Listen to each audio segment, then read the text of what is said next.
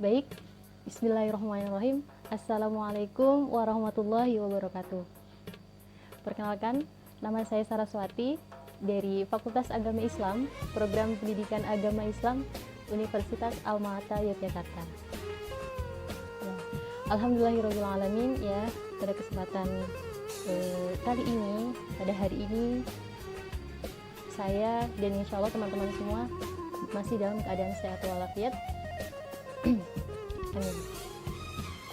Ya, perkenankan saya di sini untuk sedikit menyelesaikan tugas mata kuliah saya. Ujian akhir semester ganjil semester 3. Jadi di sini saya akan sedikit mereview nanti salah satu buku yang akan saya review, dan insya Allah akan sekaligus saya kasih sedikit penjelasan atau rangkuman dari salah satu subbab yang ada di buku ini. Ya, semoga nanti lancar. Amin. Ya. Buku yang ada pada saya sekarang ini adalah buku Adab dan Akhlak Penuntut Ilmu.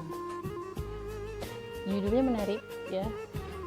Adab dan Akhlak Penuntut Ilmu, yang dituliskan langsung oleh Yazid bin Abdul Qadir Jawas, yang diterbitkan di Pustaka At-Taqwa di Bogor, tepatnya pada tahun 2010. Untuk subbabnya nanti mungkin saya mengambil mengenai adab utama seorang muslim dalam menuntut ilmu syar'i. Kenapa saya memilih buku Adab dan Akhlak ini? Ya, kenapa? Ya, kita tahu ya bahwa adab dan akhlak ini memang yang paling penting dalam menuntut ilmu. Sebelum ilmu harus ada adab terlebih dahulu. Seperti itu. Jadi kenapa memilih adab dan akhlak penuntut ilmu ini? Ya, supaya sekaligus sebagai saya sendiri untuk memperbaiki adab dan akhlak ya sebagai penuntut ilmu juga. Kemudian sekaligus sebagai peringatan kepada mereka, kepada saya, kepada kalian ya, bahwa adab itu penting apalagi untuk menuntut ilmu. Jadi supaya ilmu nanti itu bermanfaat, tidak hanya kita belajar terus belajar, tapi tidak ada adab dan akhlak, maka itu tidak bermanfaat apa-apa ya. Saling menasihati aja seperti tadi ya. Kemudian sebab-sebab banyak ya, kenapa alasannya banyak kenapa saya memilih buku adab dan akhlak ini. Jadi tadi seperti peringatan buat saya sendiri bahwa dari banyaknya penuntut ilmu itu juga lupa akan adab dan akhlak dan tidak menaruh perhatian terhadap adab dan akhlak dalam menuntut ilmu. Seperti itu. Buku Adab dan Akhlak ini tebalnya ini ada 174 halaman. Nah, di daftar isinya itu ada 12 bab. Bab yang pertama itu keutamaan mempelajari adab dalam menuntut ilmu. Bab 2 apa? Bab 2 adab utama seorang muslim dalam menuntut ilmu syar'i. Kemudian ada bab ketiga, adab kepada Allah. Bab keempat, adab terhadap Rasul. Bab 5, adab terhadap kedua orang tua. Bab ke-6 ada adab terhadap diri sendiri. Kemudian selanjutnya adab terhadap karib, kerabat, serta terhadap tetangga dan masyarakat. Bab ke-9 ada adab ketika berada di masjid. Kemudian ada adab terhadap syekh, ustadz atau guru ya.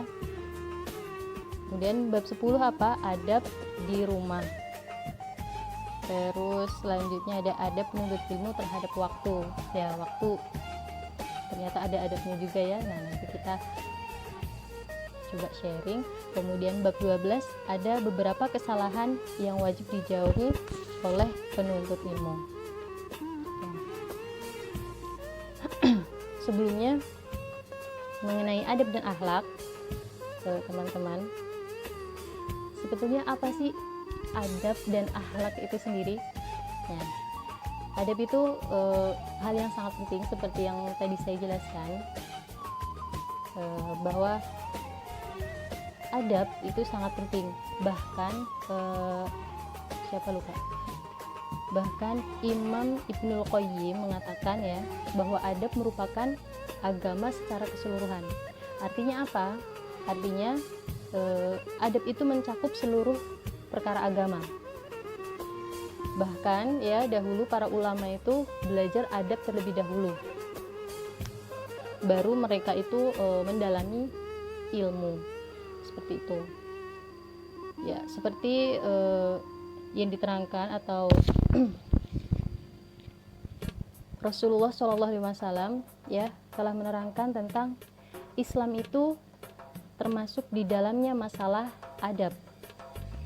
Beliau atau Rasulullah SAW ini mengajarkan adab dan segala sesuatu dengan jelas. Di antara adab yang Rasulullah SAW ajarkan ya adalah ikhlas dalam menuntut ilmu. Ikhlas apa? Ikhlas dalam mengamalkan, ikhlas dalam mendakwahkan atau mengajarkan ya.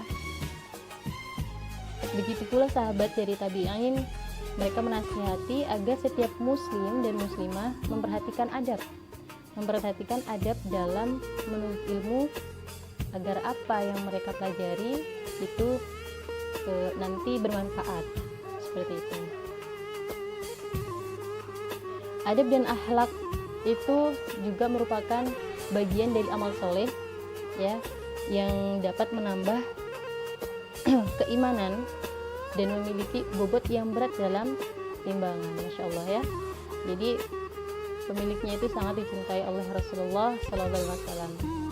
Dan akhlak yang baik adalah salah satu penyebab seseorang untuk dapat memasuki surga. Ya, insya Allah kita termasuk orang-orang yang perhatian dalam menata adab dan akhlak kita ya, dalam apalagi dalam menuntut ilmu. Nah, kemudian pasti teman-teman juga belum tahu, ya mungkin ada yang sudah ada yang tahu, tapi saya menjelaskan ulang, mengingatkan ulang seperti itu. Jadi apa sih, bagaimana sih lebih pentingnya mana antara adab dan ilmu? Seperti yang dikatakan Syekh Abdul Qadir Al-Jailani, aku lebih menghargai orang beradab daripada orang berilmu. Mengapa? Jika berilmu, iblis saja berilmu. Bahkan iblis ilmunya lebih tinggi daripada manusia. Ya, untuk mendidik umat manusia agar beradab atau berakhlak mulia, ya.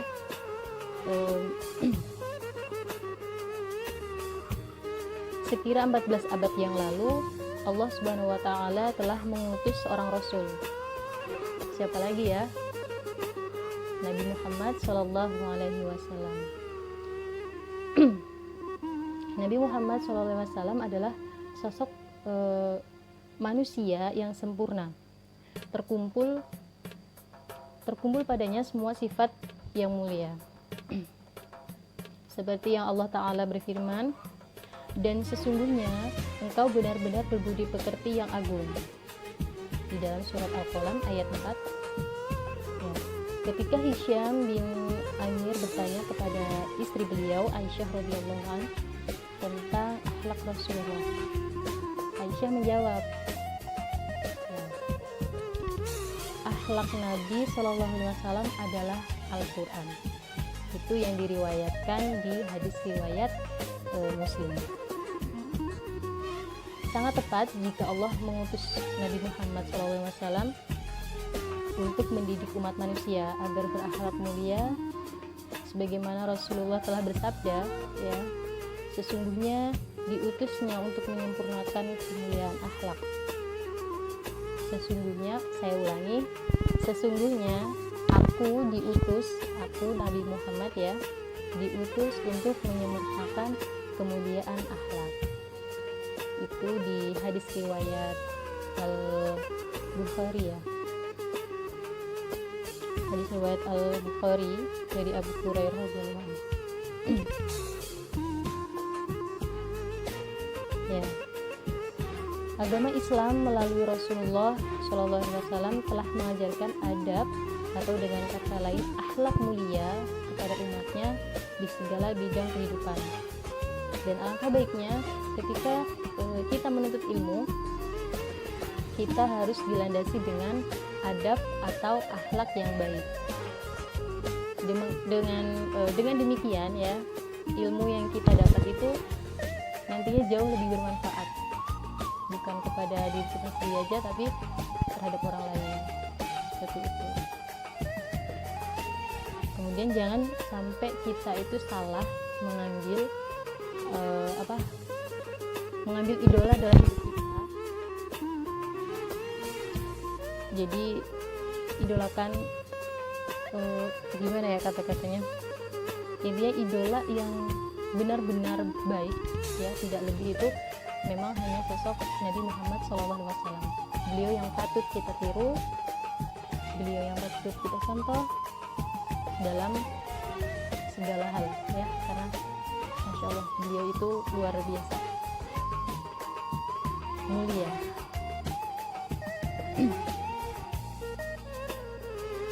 Ya, jadi mengenai adab dan akhlak, memang itu kita harus lebih dahulu kepada niat kita, kepada ikhlas kita ya. Kalau sudah niat, insya Allah udah ikhlas ya. Jadi mari kita sama-sama memperbaiki adab dan akhlak kita.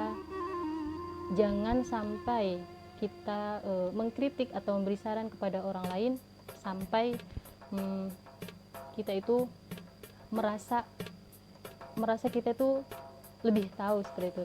Itu juga termasuk adab ya. Jadi kalau kita misalkan berdebat, bukan berdebat, iya berdebat itu ya, berdebat mengenai soal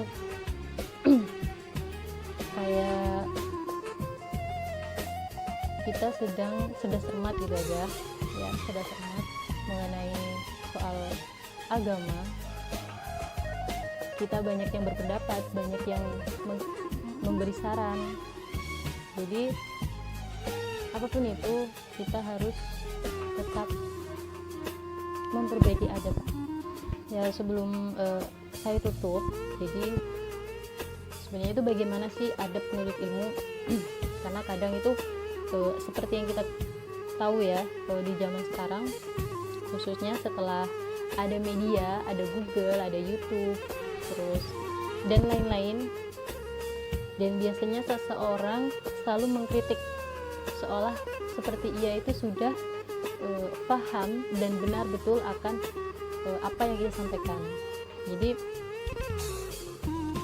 adab ini agar kita tahu bagaimana sih adab dan akhlak menuntut ilmu itu dalam ia menyampaikan ilmunya, menyampaikan pendapatnya. Dan sebenarnya kalau untuk adab dan akhlak penuntut ilmu di sini mungkin lebih kepada orang-orang yang sedang belajar, seperti siswa ya, santri, seperti itu. Namun di zaman yang sekarang ini penuntut ilmu banyak medianya. Jadi tidak melulu tentang anak sekolah, tidak melulu tentang anak pondok pesantren. Jadi untuk saat ini tuh semuanya dari kalangan manapun, siapapun, mau orang setua apapun ya, itu mereka bisa untuk belajar melalui media-media itu. Namun perlu diperhatikan lagi untuk adab dan akhlaknya dalam menyampaikan ilmu, kemudian berpendapat, nah, seperti itu.